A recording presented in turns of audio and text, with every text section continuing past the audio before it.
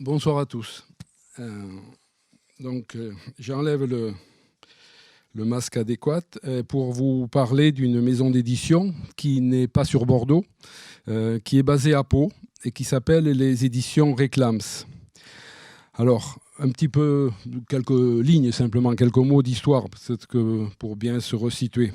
Donc, l'école Gaston Phébus est une vieille association pour la promotion de la langue et de la culture gasconne, qui naît en 1896.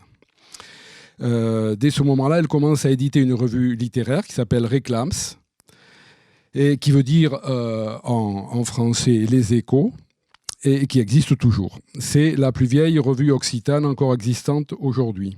L'association a été créée par des écrivains, principalement Simine Palaye et Michel Camélat, et va s'attacher à découvrir des talents, les soutenir, les publier et les faire connaître.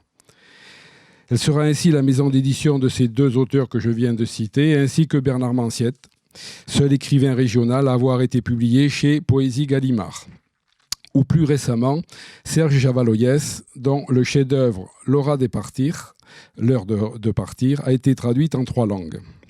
Donc, les éditions Réclams continuent leur mission et leur passion. Elles viennent de publier Parolas de Emnas, ce livre-là, donc qui veut dire Paroles de femmes, qui est bilingue, occitan et français, un recueil de poésie et de poétesses occitanes contemporaines. 35 poétesses sont dans ce tome 1. Le tome 2 sortira fin d'année ou début d'année prochaine avec autant de nouvelles poétesses.